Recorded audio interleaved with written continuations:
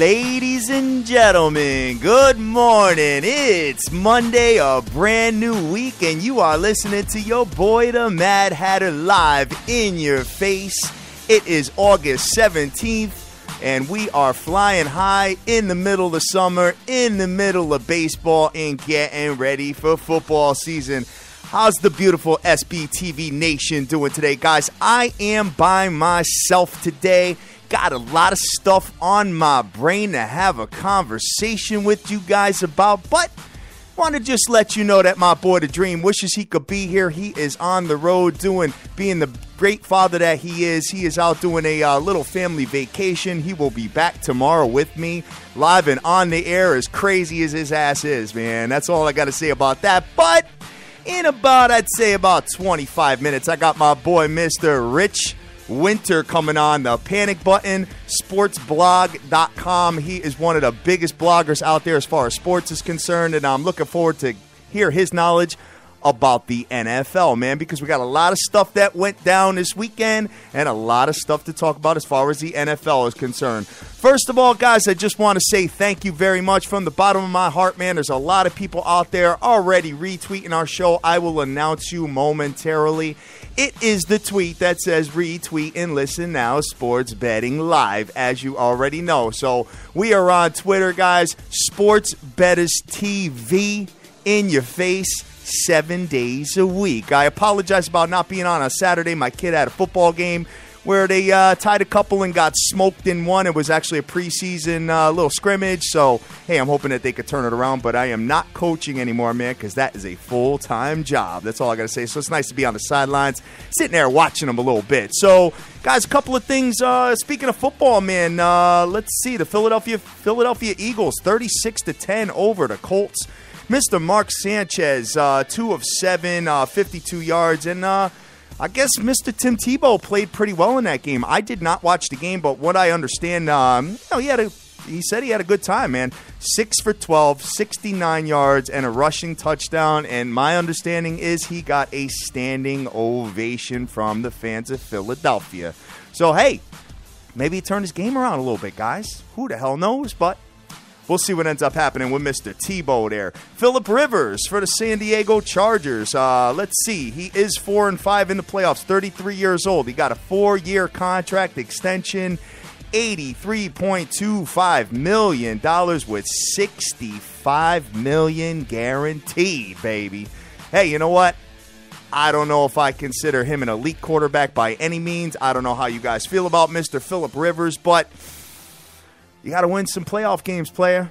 You got to do it again this year, man. Let's see what ends up happening with them. You know, you guys already know how that ends up going down. You know, as soon as they get into the playoffs, they just kind of sputter. And I got news for you, man. This, even though the Colts lost yesterday, it was a preseason game, I think I'm going to go a little ham on the Colts' future right now. It's about 10-1. I'm going to shop it a little bit and see what I can find, because I have a feeling that they're the team to beat in the AFC, and I have a feeling that they're going to get into the Super Bowl this year.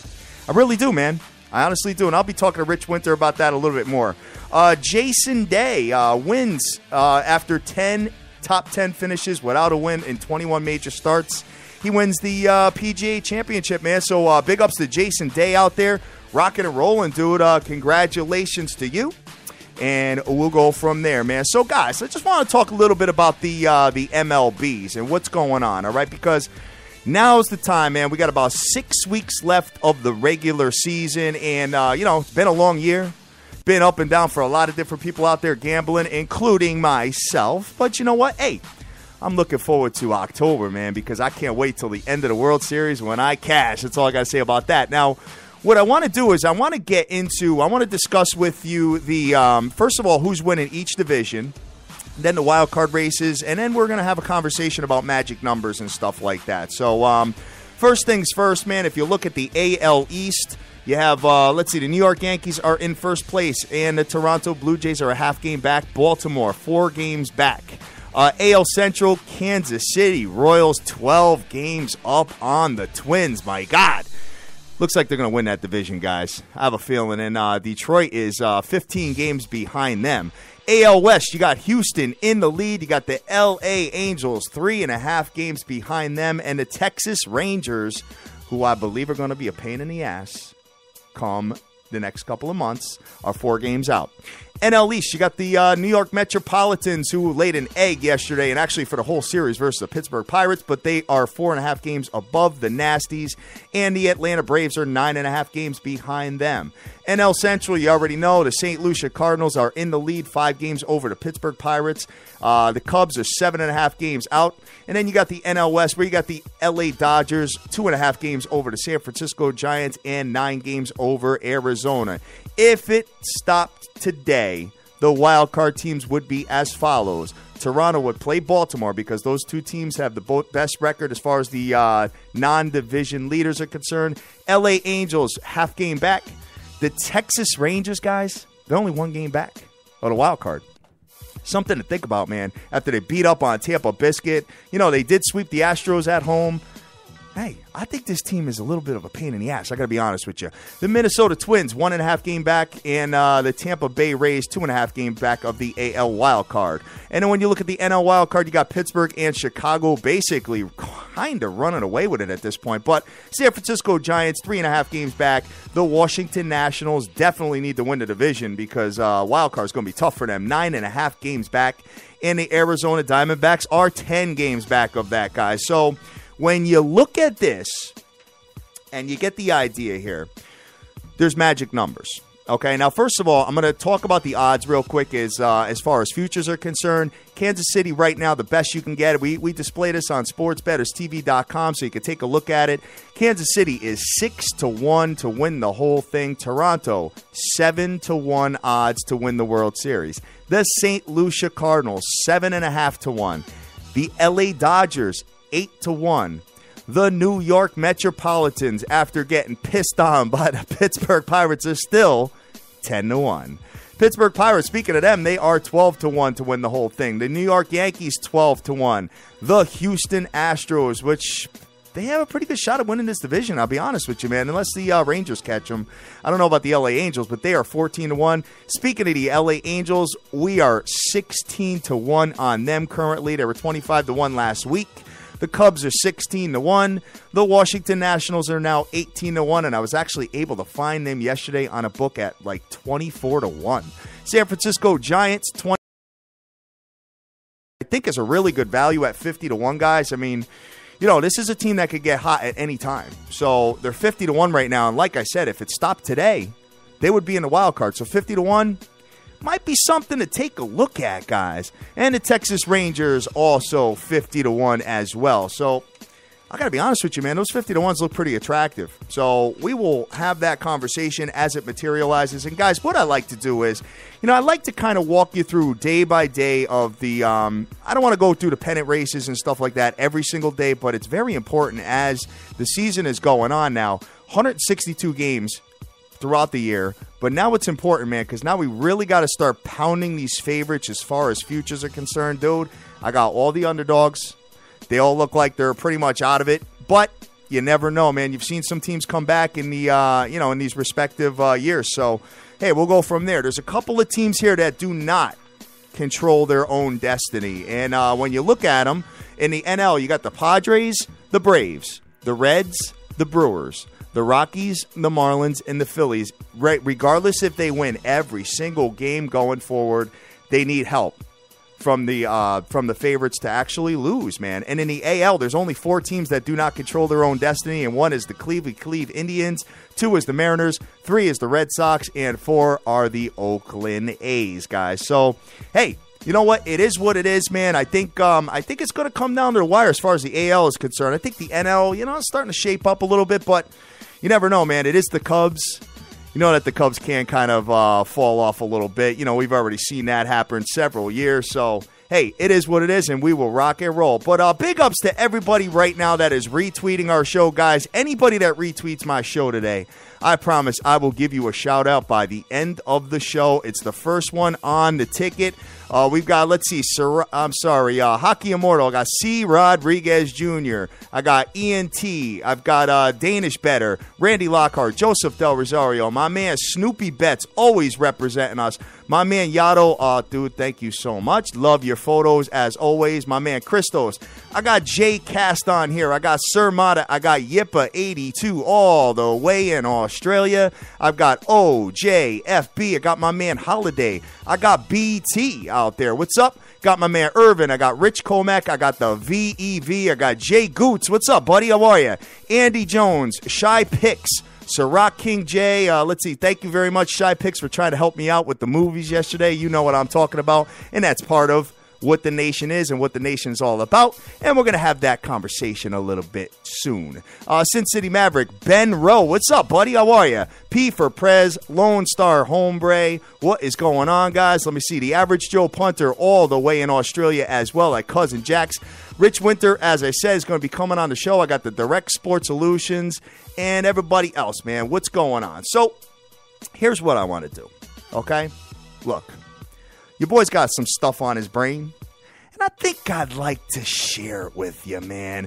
Big ups to Jordan H. Marlin and the Total Sports Edge and Buster Card Danger. What's up, buddy? How are you? Okay, let me switch my music up a little bit because you know what? This is my time where I can kind of just say what I want. It's my show.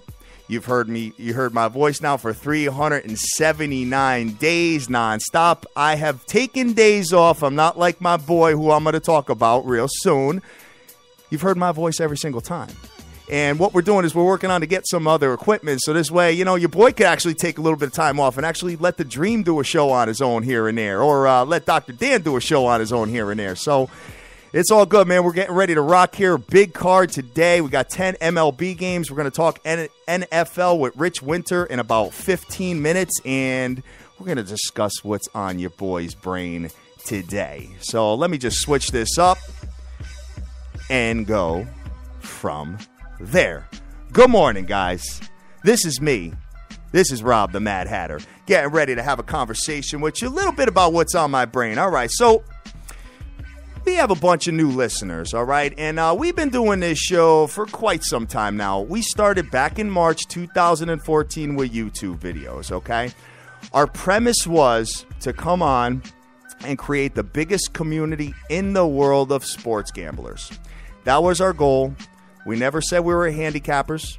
We just said basically, hey, we're a couple of gamblers that are coming on to tell you who we're playing, break down some of the games, and see if we can find some winners along with the world, being the hashtag SBTVNation. Now, don't want to repeat myself. I'm not going to do it. I'm not one of those guys that just repeats myself over and over again. But, you know, just want to have a little conversation with some of the new guys out there. Now, so when we came in, I got to be honest with you, man. Before I started the show, I was taking a pounding, man, as far as gambling is concerned. I mean, look, before I got online, you know, I was playing with bookies with credit and stuff like that. And I got to be honest with you guys. Listen, if you're out there doing that right now, be careful. Because you know what? If a bookie's giving you a $5,000 limit and you don't got 5 G's in your pocket, guess what? You can get in big trouble that way. Okay? And I've been through it, man, where, you know, credit, you know, you wake up on a Monday morning. I hope and pray that everybody that's listening to the show right now is not in that position.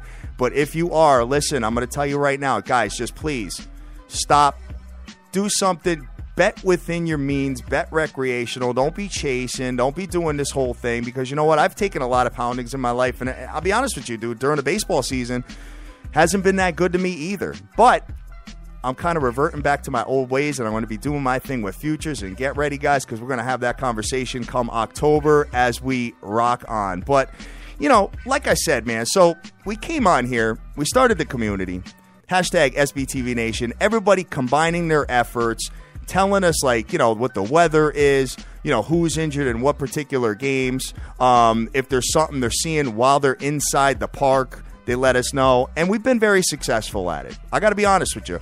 And since the inception of SBTV, we have brought in massive amounts of people together.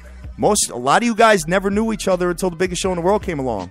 And what we've done is we put everybody together, and everybody's come at me, dude, every single day of the week, you know, saying, hey, thank you, man. Thank you for making the acquaintance. I remember seeing pictures with Sir Mata and Shy Picks together, hanging out.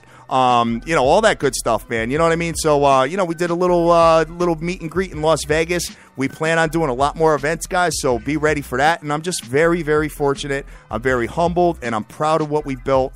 And I got news for you. It's only the beginning. So when I look at this, man, I got to be honest with you. I got to tip my hat off to a few people, all right? Number one, my boy Danny B. Keeping it real with Danny B. He's going to be coming on the show on Saturday, all right? When we first started our show, he had a show. And, he still does shows from here and there, time to time. But I got to be honest with you, dude. One of the pioneers. One of the pioneers that got it started, kind of, looked at it, had a vision for a show, saw what he was doing, and said, hey, you know what? We could do our own thing. It's all well and good.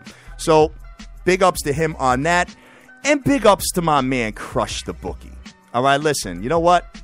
A lot of you guys out there, a lot of little parasites that want to come at my boy and say, he's this, he's that, the other thing. Let me tell you something. My boy has done this 956 nights in a row. Full entertainment, full laughs, free plays, never sold you a play. Never did anything, man. So why are you going after my boy? There ain't no reason for it. You want to go after him? You want to go after the first lady? You go after a female? That doesn't make you that tough. I'll tell you right now. I'll be honest with you. At the end of the day, man, it's just... This dude is rocking, and he's going to get to 1,000 shows. And you know what? We're going to celebrate him going to 1,000 shows. That's all I got to say about that, because that is my boy, and I love him to death. Big ups to Crush the Bookie and the entire Fake Fam. Hashtag Fake Fam, man. Go follow those guys, dude, because you know what? They're with us for life, man. I got to tell you that much. So, when we look at, now I consider him and Danny B, the pioneers. I will blatantly admit that, because they are the pioneers, and they were first before the SBTVNation came along, okay? We here at the SBTV are 379 episodes strong. We're 3 weeks away from our 400th episode, okay? So I'm very proud of that, guys. I'm very happy, and, win, lose, or draw, at the end of the day, I get up with a smile on my face. I get on this microphone, and I see all the beautiful love on Twitter, and I just love it, man. It's not just Twitter either, man. It's Instagram, Facebook. Listen, guys, I know you're listening, and I apologize for not shouting every single person out. Our goal is to bring all the social media together, so this way we can see everybody that's on there, whether you're on Instagram, Facebook, Google+, Twitter, the whole package. That's our plan, okay? So, what I want to get to is this, guys. All right, at the end of the day, people ask me, they say, hey, why don't you acknowledge people that hate on you? Why don't you acknowledge people that, throw stones at you and do whatever? Guys, let me tell you something. I don't have time for it, and I ain't going to do it. At the end of the day, I am in love and infatuated with the block button. I've blocked more people than you can ever imagine, and when I do it, all I do is I blow a kiss at them and say thank you for listening to the biggest show in the world, and then I block them, and that's it. So as far as everything else, as far as the pioneers of shows, we already talked about that. Now we're going to talk about people that have, done some other things. There's been some people on here that have stolen our logos and tried to create their own brand by stealing our logos. And that's something that I have no patience for. And that's something that, I've already spoken with the powers that be to take care of that situation. And as far as anybody else, there's some people out there that may, that have hit me up and say, hey, Hatter, how do I do a show? I say, I'll walk you through it, no problem. Whatever I can do to help you, brother. Whatever I can do. And you know what? Those are some people out there that I've helped and turned their back on us for no reason whatsoever and said that we suck and we do this and we do that. And you know what? At the end of the day, there's my kiss to you. Thank you for listening every single day, because you know what? At the end of the day, you listen to my voice, 379 episodes, and you will continue to listen, because I got news for you. At the end of the day, guys, this is a small, little, itty-bitty little podcast that we're doing. It's only the beginning. Guys, let me tell you something. Every single day, there's some stuff going on behind the scenes that is just putting big smiles across my face. And when it comes, you're all going to know. And I'm going to make a major announcement on some stuff that's going down that is going to just change the whole outlook of this whole thing. And we are going to absolutely blow the doors off of everybody. Period. That's what we're going to do, and I'm looking very much forward to it. Last I checked, my only enemy is the bookie and the sports books. That's my only enemy, man. We don't make any money off sports books. Why would we? Forget it. They're our enemy, man. So you know what? At the end of the day, I'm just trying to find a way to win. And you know what? At the end of the day, winning's a bonus. We could lose 100 games in a row and still have a bunch of people listening to us because we're real about it. We laugh about it. Hey, sucks. It is what it is. But you know what? Could lose 100 games in a row, but I could win 200 in a row as well. So, hey, sorry for my little rambling this morning, guys. But you know what? I just got some stuff on my brain. You know what I'm saying? At the end of the day, the block button is right there if anybody ever comes at you. And you know what? When somebody comes at you with something negative, just turn it into a positive. Blow a kiss at them and say thank you. Thank you for listening to me every single damn day of your lives. I got news for you, man. My kid is 13 years old, going to be 14. He's on social media. I asked him, I say, yo, you ever make any comments, towards anybody's photos or hate on anybody or stuff like that? He's like, Dad, I don't got time for that. I'm trying to talk to girls on here. That's a 13-year-old guy. So what does that say for all the people that are out there trolling or hating or stalking or whatever? Guys, you got to wake up, man. Go get a job. Go get a female. Go get laid. Go get something. Go try to win some games. You know what I mean? At the end of the day, the block button is there, and welcome to the block party. That's all I got to say about that, guys. So let's enough of that, man. Let's get right into it, man, because there's a couple of MLB series that I want to talk about with you and see if we can make some money. So let's get that thing popping. All right.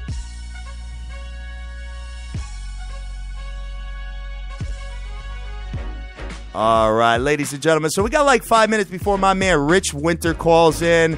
Hey, man, I'm just having a good time right now, just enjoying myself. And I feel like my man crushed the bookie today. I'm by myself just kind of talking, and I got to be honest with you, I'm having fun, having a good time. So while I'm waiting for Rich, there's a couple of key series that I think that we need to get involved in, guys. So when I look at this here, I'm looking at my key series here is the Minnesota Twins at the New York Yankees. All right. Now, I'm not saying that one of the best as far as breaking down a game. Dude, listen, I'm learning with this MLB stuff. I enjoy MLB big time. And I got to be honest with you, years and years to come, I'm going to get better at it and grow and grow and grow. The Minnesota Twins are playing the New York Yankees. They're coming into New York. All right. All I can tell you is this. You got one of the best home teams versus one of the worst road teams.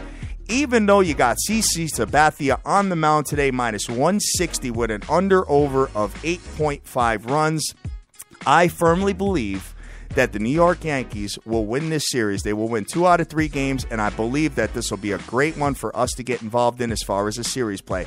It may be expensive, but I'm going to do a little bit digging further, but that is something that I'm definitely keying in on, guys. When you look at Minnesota, they're 7-14 in their last 21 games.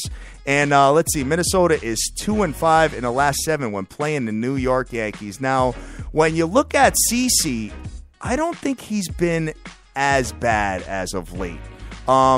Versus at Clevie, he pitched 6 innings, 9 hits, 2 earned runs. Versus Boston, 6 innings, 3 hits, 1 earned runs. But this same Minnesota team at Minnesota, but it was at Minnesota, guys.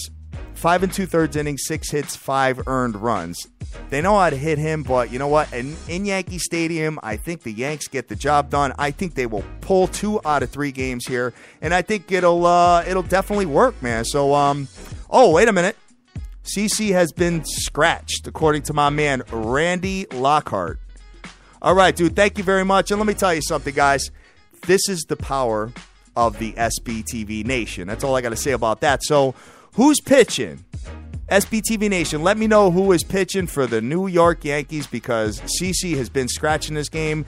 And I'm going to be honest with you, I don't know. It's probably not going to be Evaldi. It's definitely not going to be Tanaka. So let's see who ends up pitching here. But I know that Pineda is going to be coming back at some point, guys. So, keep that in the back of your brains, man. We'll see what he ends up doing. I think he's getting like a 45-pitch start in the low leagues there to try to get going. So we'll see what ends up happening, and we will go from there. Clown Man Swag, yeah, no doubt, man. You've always been a huge, huge supporter of our show. Follow the Money is out there as well. OJFB. What up? All right, guys. So regardless of who's pitching, I'm still going to ride the Stanks here, man. I know they've punched me in the face quite a bit, but for the series, if it's expensive, we'll consider putting it with another team. So when I look at this here, I'm looking at the card, and I'm trying to see another respective series that I'm going to get involved in. I'm looking at the Dreams, Houston Astros, in a series play as well. Tampa Bay coming in. Tampa Bay just got smoke showed by Texas, man. And I got news for you. Tampa Bay being on the road, traveling a little bit further. I mean, when your ace gets blown up, Mr. Chris Archer, I don't think Nate Carnes did that well either in his last outing. So, and Tampa Bay offensively has been bad, man. They've been really bad, man. It's like 3.74 runs a game. I almost got that memorized now because I repeat that over and over again every single day. Tampa Bay, 1 game under 500. The Houston Astros are 10 games over.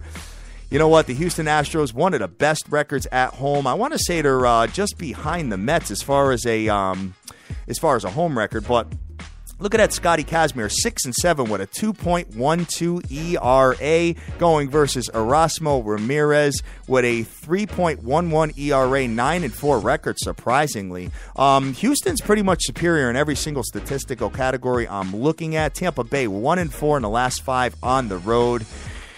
Tampa Bay does have that surprise factor where they could beat up on you at times, very rarely. But I think the Houston Astros, in a series play, I think they would get the job done and win 2 out of 3 as well here. So if it was me gambling, as far as parlaying a series, if you have that available on your book, I definitely like the Houston Astros, New York Yankees in series play. Put that together. It's probably going to pay plus money. I think that's what I'm all about, to be honest with you. I think I'm going to get involved in that once I see the prices and once I see what is going on. Let me see here. Nathan Eovaldi's pitching. All right, man. Thank you very much, Randy Lockhart. I appreciate that information. So Nathan Eovaldi, as you know, is one of the hardest throwing pitchers in the league. So we'll see what happens with him, and we will go from there. So I like Eovaldi, man. He's not bad. So I think we're going to get involved with that. It's 9:30, man. Rich Winter's going to be calling shortly. We got 10 games on the MLB ticket, guys. Oakland at Baltimore today. It's at 7:05. So all you junkies during the day got nothing to play unless you're playing soccer or rugby or whatever the hell you're playing during the day.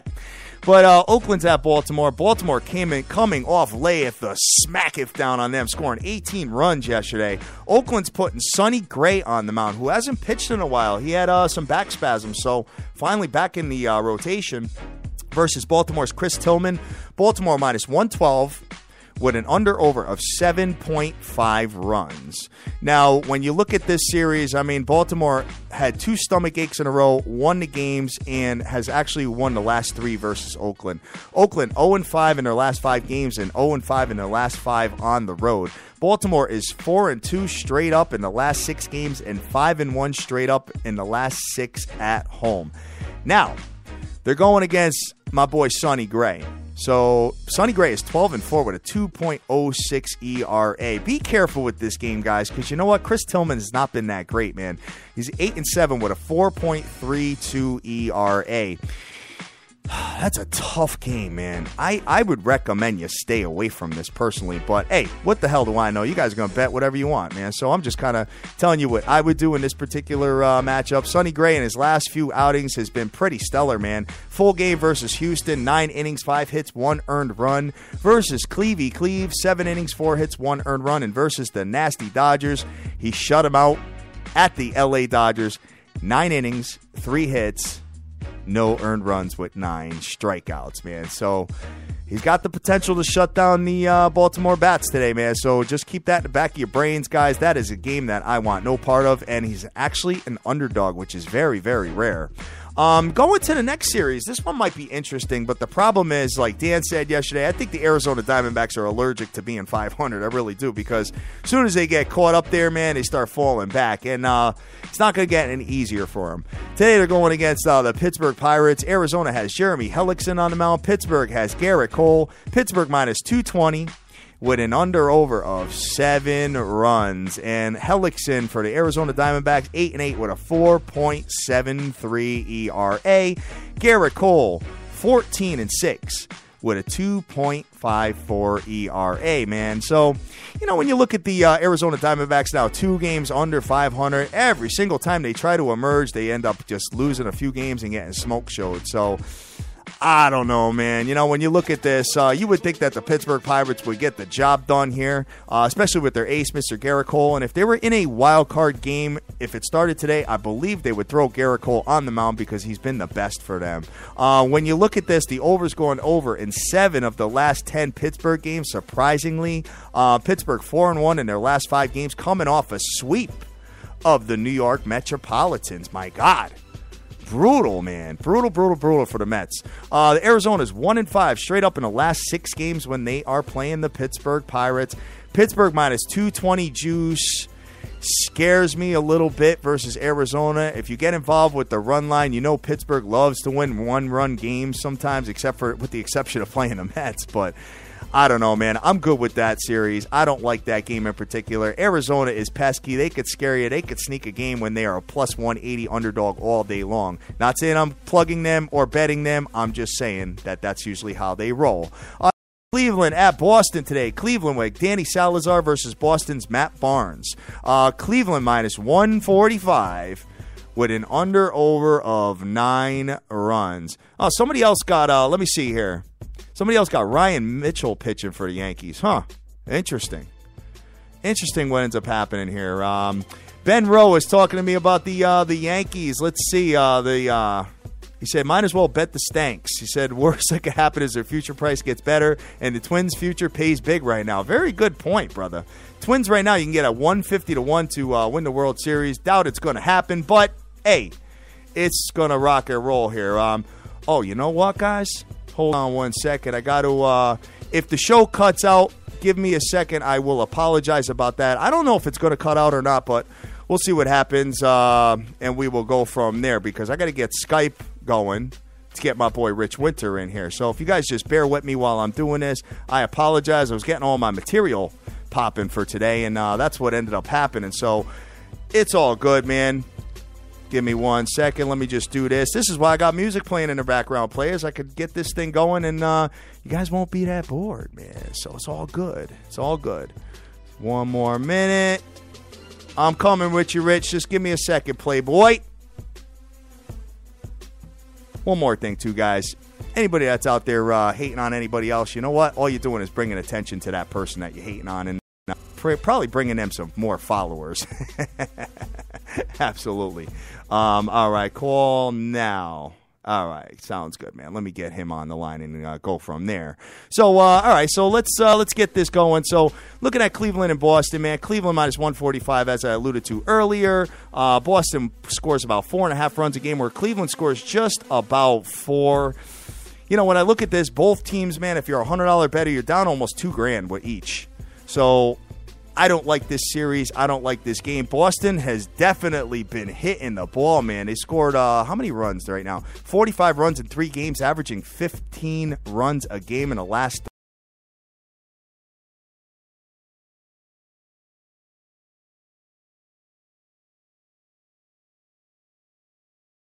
When I look at this particular game, I have no interest in it. Cleveland is 2-6 in the last 8 on the road, and Boston is 5-2 straight up in the last 7 at home.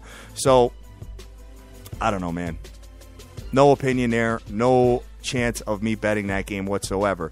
Seattle at Texas, man. Like I keep talking about this Texas team, they've been a little bit of a thorn on everybody's side, and Seattle has not been that good. And Seattle's coming in facing Mr. Cole Hamels, while Seattle's putting Tawan Walker on the mound. Texas minus 145 with an under-over of 8.5 5 runs.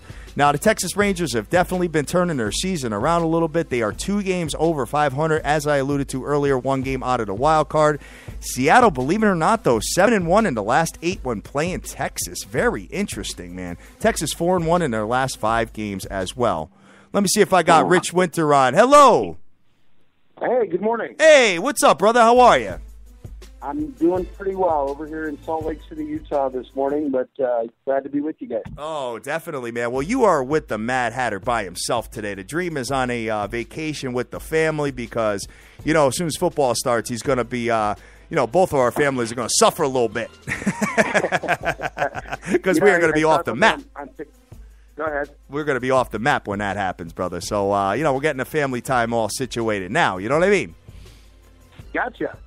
So what do you want to talk about today, Rich? I mean, we got some I'm going through some MLBs. I mean, before we jump into the NFL, have you been following any particular stories in baseball?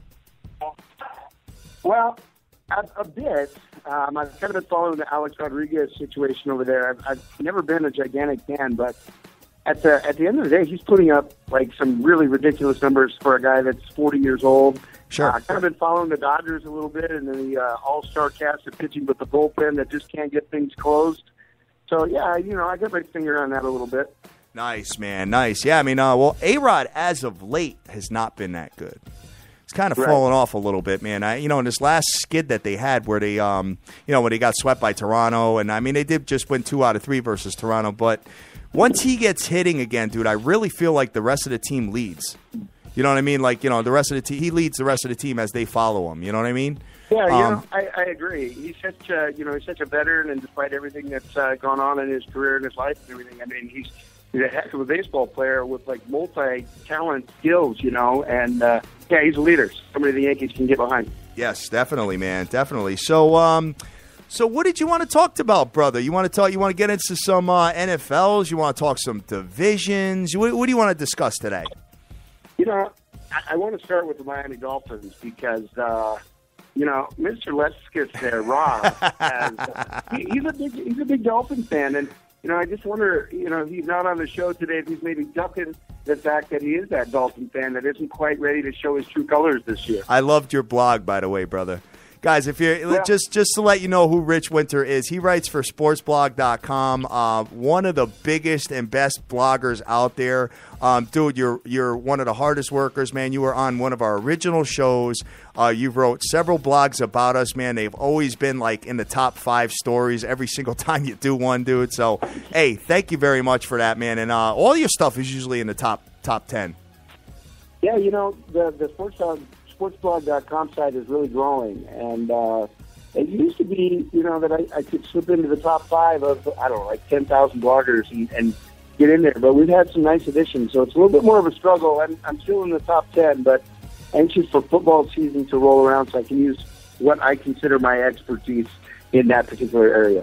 Awesome, dude. Awesome. So, speaking of my Miami Dolphins, so a lot of people, I got to be honest with you, man. I mean, I hate repeating myself, but you never know. You might have some people on that weren't on the other day when I was talking about the Dolphins or whatever. But, there's a lot of analysts out there that say that they're going to be a problem this year. What are your thoughts on them emerging out of the AFC East? Well, I'll tell you what. The AFC East is going to be ridiculously entertaining this year. The whole thing with the Geno Smith getting punched in the face last week, and then that linebacker getting picked up by the Buffalo Bills and Rex Ryan immediately, the drama that's going on with, the New England Patriots, I really like the Miami Dolphins to come out of this division. At the end of the day, you're looking at a Bills team that still doesn't have a quarterback. You're looking at a Jets team that's, Ryan Fitzpatrick, career backup, kind of leading the charge. And we don't know. Jimmy Garoppolo for the New England Patriots did not look great in his preseason opener. And, the weight of that 4-game suspension, or will it be reduced with the New England Patriots? I think the Dolphins are poised perfectly. Listen, they're sitting there, no pressure on them. Everybody's talking about all the squabbling going on up north. The Dolphins have a really nice quarterback in Ryan Tannehill that went for 27 touchdowns, 12 interceptions a year ago. Still got Lamar Miller in the backfield. But at the end of the day, Cameron Wake and Ndamukong Suh on the defensive line for the Miami Dolphins. I know. Dude, that is sick. right there. You've got a run-stopping Ndamukong Suh. And I'm looking at the Vegas lines right now. Miami Dolphins projected to get 9 wins. I think they win that division. I'm not going much more than that, but somewhere around 10, maybe 11 wins for the Dolphins. Wow, that's unbelievable, man. You know, my boy Gamblu came on last week and said the same thing. And, well, go ahead. Well, just, when there's different Ray, like, listen, how badly is Tom Brady going to get booed when he goes to Jet Stadium this year? I mean, how many ridiculous signs and just boo every time he touches the ball? I mean, Tom Brady's a rock, but what he's had to go through this summer, all of this dragging on, missing practices, reps, he's either going to come out and scorch everybody, or the Patriots might struggle a little bit this year. So we'll see with that. Definitely, man. Hey, dude, I'd be doing cartwheels, man. I'm not one of them guys that beats. I'm not one of them guys that beats their chest, because I know my Dolphins, and I know how they love to come out in September and October and be incredible. Then as soon as the weather starts to turn, as the weather gets cold, they get cold. And you know what? Come December, they got these must-win games to get into the playoffs, or they're playing the nasty Jets, or they're playing somebody booty, and they end up losing those games. And it end up playing everybody. So, you know what? Hey, I'm going to kind of fall back, kind of like the Mets fans do, and just kind of wait and see if they emerge or not. And when they do emerge, I'll be really happy. You know what I mean? That's funny. Nice Mets reference there. Yes, definitely. It's true. It's true. It's just like the Mets. I got a couple things for you. One is the AFC West, and of course I follow the AFC West pretty closely. I'm telling you right now, Denver Broncos, and for every Denver Bronco fan, I'm sorry, but Peyton Manning looked very aged last year. And I got to say, for people that aren't following the Broncos that closely, they have 4 of 5 new offensive linemen this year. Their left tackle tore his Achilles in July. The offensive line is done. Denver Broncos are projected to get 10.5 wins. I've got them way under that. I really think this is the year that Denver comes back to the pack. And kind of sits in that 8-8 range, maybe 9-7. But at the end of the day, I think Peyton Manning came back to break that yardage record. And I don't know why you would want to come back at 39 years old and play with 4 or 5 new offensive linemen in front of you. Very interesting, man. So you think the Denver Broncos are going to be somewhere, in that 8-8, 9-7 type range? Yeah, I mean, listen, they got to. The whole thing with Peyton Manning seems strange to me, because the entire coaching staff left. They brought in Gary Kubiak. They've got a brand new offensive coordinator. He's 39 years old. The offensive line has been decimated. Yeah, they've got some receivers there, and they've got a decent running back in C.J. Anderson. But, at the end of the day, the power of a football team starts up front with the offensive line. And when you're dealing with a makeshift offensive line that has no depth, I'm concerned for Peyton Manning. Wow.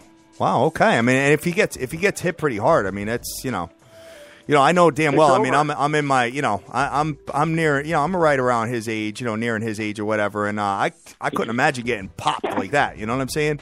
I mean, we'll end up seeing what happens with him, and hopefully he could stay in and keep those numbers going, But I don't know, man. Denver Broncos always seem to emerge at some point, and be halfway decent. So I don't know if I agree with you on that, Rich. But you know what? Hey, if you're right, then God bless you with that. Well, I've got a little Bronco thorn in my side, so that's always part of the analysis too. Is I wouldn't mind seeing the Dolphins come back, or the Broncos come back to the pack a little bit. Definitely, man. So I have a question for you. What do you think about the Indianapolis Colts? The Dream and I are really high on them this year. Dude, I'm so high on the Indianapolis Colts, it's ridiculous. Now, the additions of the Frank Gore and the receiver from Houston that came over, terrific. I don't think either one of them are going to be statistical dynamos. I don't see Frank Gore suddenly emerging as a, a 1,500-yard rusher. But the thing I really like about the Indianapolis Colts is it starts at the top. Andrew Luck with around 42 touchdowns last year, 4,500 yards. They improved the receiving core. That's just a solid offensive football team. And I'm going to struggle with the guy's name here. I can't remember, but defensive lineman that was suspended last year, prior, and the year before that, I think the guy had 20 sacks. A ridiculous rush edger for the Indianapolis Colts is coming back this year. I think the defense is vastly improved as well. And, Andrew Luck is hitting that point of his career where, he understands. He's done it before. He's proven himself. And now it's time to take that team to the next level. And the next level for me is, 11, 12 wins. and definitely into the AFC Championship game. Wow, man. So, I mean, if you were to pick them up right now at 10-1 to win the Super Bowl, the only thing is that if you do it and you go absolutely ham on it, the problem is if Andrew Luck goes down, you're in trouble. So that's don't even ask me who the backup quarterback is. Yeah. I mean, really, Andrew Luck, and I'm not sure. Yeah, I know. That's the only thing. I mean, he's tough. He's a big kid too. So I think he could take a licking a little bit, but for the most part, I think the Colts will emerge out of the AFC. I think you're going to see them in the Super Bowl this year. Hey, Rob, I've got kind of an interesting caveat of information regarding the Indianapolis Colts. This has to go back a few years, but the first year that when Andrew Luck was a rookie, training camp, he had to miss like the first 2 weeks of training camp to go back to Stanford and finish up his graduate classes or whatever he was working on. So the guy comes back into Indianapolis Colts camp, having missed 2 weeks of practice or 10 days or whatever, and he's already ahead of the guys that have been at practice at 10 days. Like, he memorized the playbook. Like, They were having to dial him down so that he could, like, keep it low for the guys that had already been there for 10 days. Right. He's smart, and, I think he's moving into that area of his career where he's now confident. He's in that upper echelon. He's done what he's done, but now it's time to take it next level and, start winning some championships. Absolutely, man. I'm looking forward to it, man. I think they're definitely going to win that division. And I just don't know. I mean, unless you got, unless Brady's at his A game and the Patriots are, playing them. I mean, you got the Baltimore Ravens, are snooping around the AFC as well. So I think they'll be halfway decent as well, though. And that tells me you have no faith in the Cincinnati Bengals and that redheaded stepchild Andy Dalton. No, sir. You know what? It's kind of a them and the San Diego Chargers, man. It just seems like it's just the same tale every single year. You know what I mean? San Diego Chargers are an interesting squad to me this year, and I always feel like there's some kind of an East Coast bias. Like, people, here's the San Diego Chargers, same old thing. And true, they have been a little bit. Phillip Rivers was banged up last about week 6. He hurt his ribs and his back, and he's really immobile. I kind of follow the Chargers. Buddies of mine are Charger fans. But, they picked up the rookie running back from Wisconsin, Melvin Gordon, that didn't have a great initial preseason game. But they also have third down back Danny Woodhead coming back. Now, Danny Woodhead is one of those guys that gets about 700-800 yards of receptions out of the backfield as a third down back. A great fantasy addition late in the draft period. But somehow I've got a feeling about San Diego this year. They added Stevie Johnson, the former San Francisco wide receiver, former Buffalo wide receiver, that a couple of years ago was, a 1,000-yard receiver. They got Keenan Allen in there. I'm not sure about the defense for San Diego, but, if San Diego gets hot, they could do something there. And I think there's kind of a feel-good story there. I'm not sure what's going on with the stadium in San Diego. It seems like, San Diego really wants to keep that stadium, but inevitably it looks like the Chargers might be moving up to L.A. So they're one of my teams to kind of watch. If they get off to a quick start, they could be some danger right there. And Vegas has them right now over-under of about 8.5. I would take them to get 9 wins this year, San Diego Chargers. Gotcha. Yeah, I mean, Phillip Rivers just got a lot of money, brother. Yeah, he's my buddy texted me, too. I was in the middle of covering a baseball game, and he's like, oh, Phillip Rivers, 4 more years. I know. The franchise quarterback, man. $83.25 million, $65 million guaranteed, man. Damn. How does one reel those stats right off the top of their head? That's neat that you have that memorized. Oh, I don't have it memorized, dude. I got it written down, player. Okay, so listen, I would be recalcitrant, Rob, if I didn't mention the Oakland Raiders. Okay. Now, listen, last year we came on about the same time, and here was panic galore, just jonesing about the Oakland Raiders. Oh, we made all these great off-season moves, and it really fizzled last year. Most of those free agent pickups in 2014 were terrible. Yep. And, the Raiders struggled with their 3-13. But I think there's some optimism for people, maybe people out east that are listening to you. The Raiders really went out this season, and they were smart in the offseason. A couple moves that they made. They picked up Dan Williams, who's a nose tackle from Arizona, big, solid, sturdy guy in the middle. They also really revamped. They got the New Orleans Saints middle linebacker to come in and play the middle for them. Khalil Mack, the rookie everybody's talking about last year, moved to defensive end. Yeah. They've got, a little bit more depth at the linebacker position. And also on the offensive line, Rob, they went out and grabbed Rodney Hudson, who's like a very good center from the Kansas City Chiefs, swiped him out of there.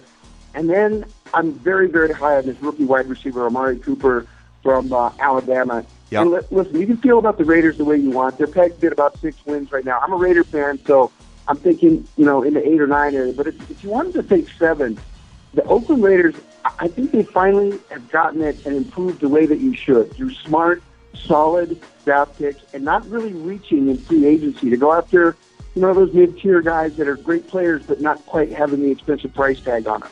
So Raiders are going to see some improvement out there. I don't think they're going to contend for that division, but 6 wins, 7, they're definitely pretty intriguing in that area for me. Wow, you think they're gonna turn it around that much, huh? Win 6, 7 games?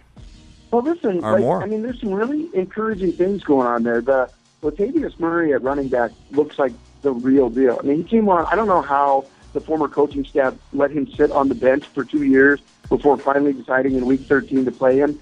But the kid looks legit. I mean, in preseason the other day, I think he had 5 carries, 35 yards, 6 touches. But you also got to think about depth at the wide receiver position. They added Michael Crabtree, who's a solid number 2, coming over from San Francisco. And, I think it all relies on Derek Carr. There's this perception out there that Derek Carr last year as a rookie, around 3,200 yards, 22 touchdowns. But he got a lot of that in garbage time. And there's a stat floating around about him, like throwing 5.5 yards per completion or something. And people say that does not translate into a good quarterback. Well, I really think Derek Carr is going to take a step forward this year. The Raiders improved on the offensive line, and he wasn't sacked a whole lot like his poor brother was for Houston a few years back. So I think Carr is going to sit in that pocket. He's going to mature. And at the end of the day, Bob, I think a lot of people don't think about the coaching staff that the Raiders added. Ken Norton Jr. is our defensive coordinator, and people are just raving about him on the sidelines during practice. He's intense. He's got that defense fired up. And, you think about positions like the offensive line. We got Mike Tice, the former Minnesota Vikings coach, to come over, and he's leading that offensive line. And we hired, can't think of the guy's name, but he's like the best special teams coordinator in the business. And you start thinking about all of those things, like smart, solid coaching staff, paying attention in the offseason, grabbing those mid-tier free agents, and then going out and doing a good job in the draft. So, listen, I don't know what it translates to, but the Raiders are on the way back. It may take a couple years, but they are on the way back. All right. Sounds good, man. Sounds good. So let's journey over to the NFC. So, my boy Gamblu came on, as I alluded to earlier, and he was on last Thursday. And he said that the Seattle Seahawks got a tough road schedule, so he's predicting them to go under 12 wins. What's your take on that now with the addition of Jimmy Graham in the lineup? Do you think they're going to be the beast that they are usually accustomed to being? I think they're coming back to the pack, Rob. You do, huh? Yeah, I do. And listen, I don't know how. I mean, people think about Jimmy Graham being added at tight end, and he's the guy that wanted to play wide receiver. And I just, to me, Seattle seems like a power football team with Marshawn Lynch back there just crushing people. And when you've got a delicate tight end out there at 250 pounds that doesn't want to throw his body into people and mash people around, I'm not so sure that that's a good thing. And listen, Russell Wilson and the Seattle Seahawks have had a great run up there, but you start thinking about some of the people that got plucked away from the defense. The Raiders picked up a backup linebacker from them. I noticed the other day, I think that guy named Tony McDaniel, former starter on the defensive front position, nose tackle position, left. So suddenly, I don't think that Seattle defense is going to be so vaunted, so, smashing people around. And with that, I think their division being so tough, the Rams are going to be good.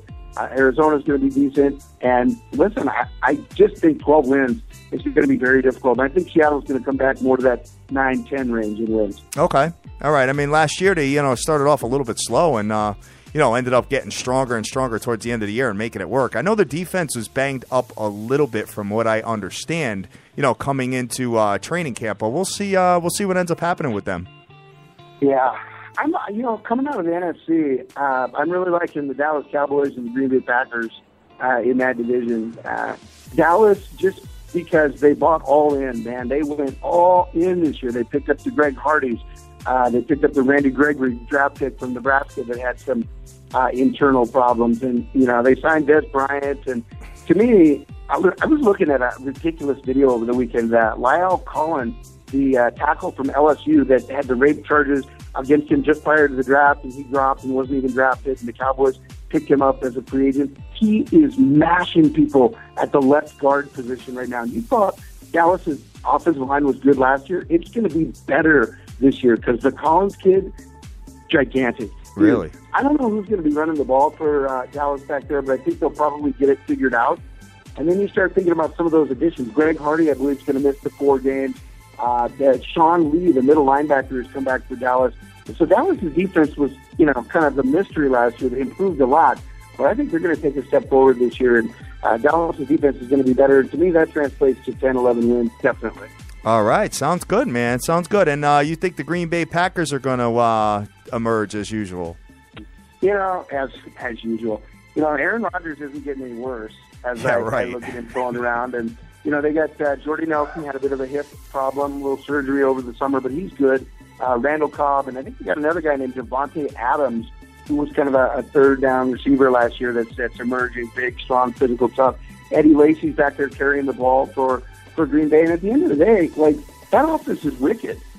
You're going to have to either outscore Green Bay or get lucky with some turnovers or stuff. Because to me, this looks like that organization is solid. They've got a great quarterback. They've got a great system there. They know how to handle the pressure. And, dang, in my mind, they should have been in the Super Bowl last year. They kind of coughed that one up late against Seattle. So, I think Green Bay's going to be driven this year to get back in that big game. All right, sounds good, man. And I have one more question for you before we get out of here. What is your take on the point after attempt getting moved back from 17 to 33 yards? You think we're going to get more scoring, less scoring? What's your feeling as far as that affecting the outcomes of these respective games? Gosh, I love it when someone asks me and says, great question. So I'll have to say, great question, Rob. I was thinking about this a little bit over the weekend and, in fact, yesterday. Part of me, I play in this old-school fantasy football league where we don't change the rules, where everything's been the same. And part of the reason we do that is kind of for the integrity of the game. We want our records to hold up through the test of time.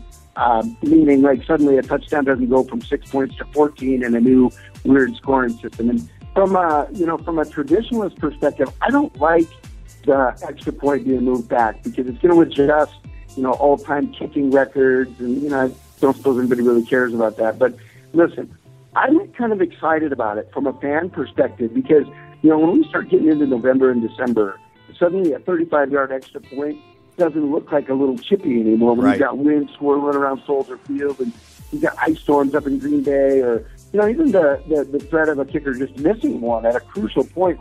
Hey, here's this little chippy extra point you miss and lose by 1. I think it definitely adds another thinking element to the game.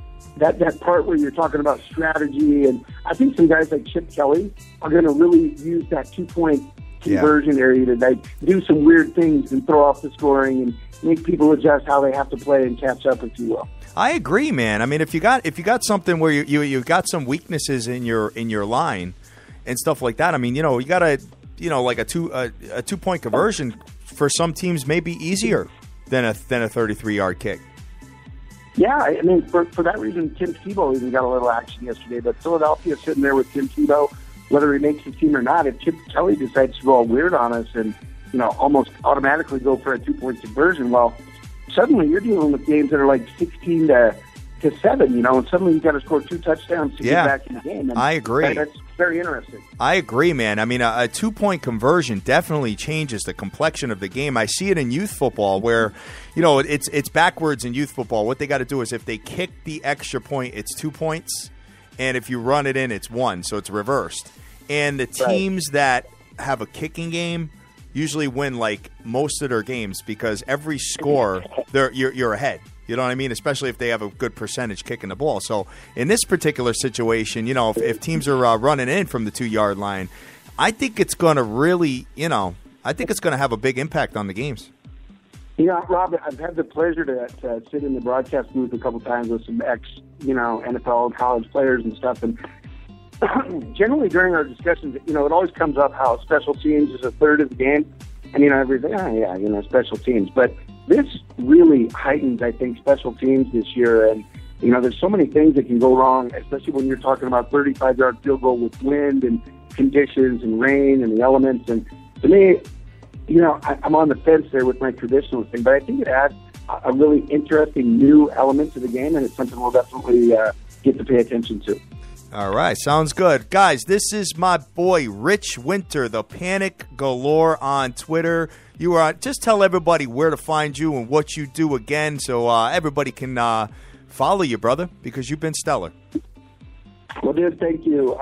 My blog site is actually panicbutton.sportsblog.com, and in that site, I'm working pretty heavily on fantasy football right now. I'm also going to be a little bit heavy on the Oakland Raiders, I guess, if you will. But I try to get around to most of the NFL teams. I think by the time we start rolling around into college football here, you're going to be seeing some stuff from Panic Button. And that's what I do, man. I just love the sports. We're heading to that part of the season where, it gets really interesting. You said off the top of the show where I thought you were the dream for a minute there, and then it took me a minute to get it figured out. But I saw something on Facebook the other day. They were like, "Hey, honey, see you in 4 months." After the season's over, because football, dude, the NFL Hall of Fame game received a higher rating than some of the NBA playoff games, and also higher ratings than any of the NHL playoff games. Unbelievable. For the preseason NFL Hall of Football game, man, we love football. Unbelievable, man. So, hey, it is what it is. I'm looking forward to kicking off the NFL season, and we will definitely get you back once it starts, brother. Dude, thank you so much. Enjoy. Keep on blowing up the world with the biggest show in the world. Thank you, brother. Appreciate it.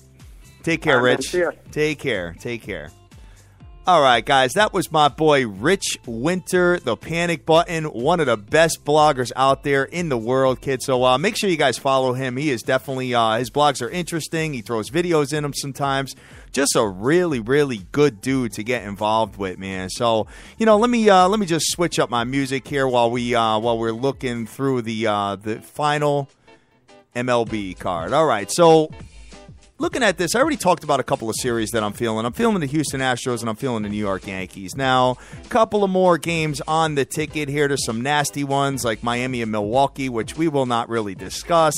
Milwaukee should probably get the job done there because Miami's just pitiful on the road, but that's not a game I plan on betting, I got to be honest with you, or a series. San Francisco at St. Lucia. This should be a hell of a series, and I don't expect a lot of fireworks here. I expect some low-scoring games, I got to be honest with you. San Fran putting Chris Heston on the mound versus St. Lucia's Michael Wacha. St. Lucia minus 158 with an under-over of 7 runs.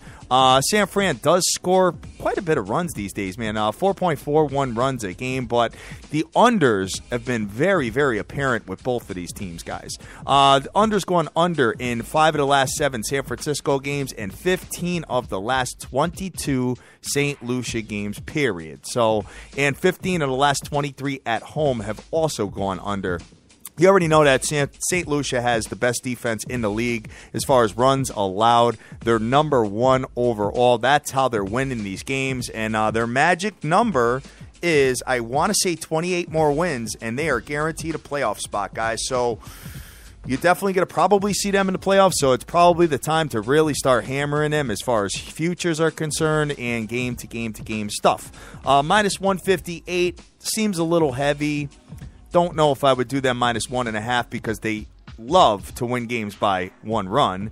This is a series I'd probably just fall back and watch, to be honest with you. I expect the LA Angels to bounce back here playing the Chicago White Sox. The LA Angels have been absolutely terrible the last couple of weeks here, man. The White Sox have Carlos Rodon, LA Angels Andrew Heaney, LA Angels minus 145 with an under-over of 7.5 runs. When you look at the LA Angels, man, I know they're putting Mr. Andrew Heaney on the mound. That's 5-1 with a 2.65 ERA versus Carlos Rodon, who has a 4.75. LA Angels, man, in their last 7 games are 1-6. And they lost some heartbreakers versus Kansas City, man. I mean, the Kansas City bullpen has not been that great, and the LA Angels exploited it, but could not close those 2 games out. I don't know, man. I think the LA Angels bounce back and get the job done here. White Sox, 4-2 in their last 6. Did win a big game yesterday versus the Cubs with my boy Chris Sale on the mound. You will not get Chris Sale in this series, I don't think.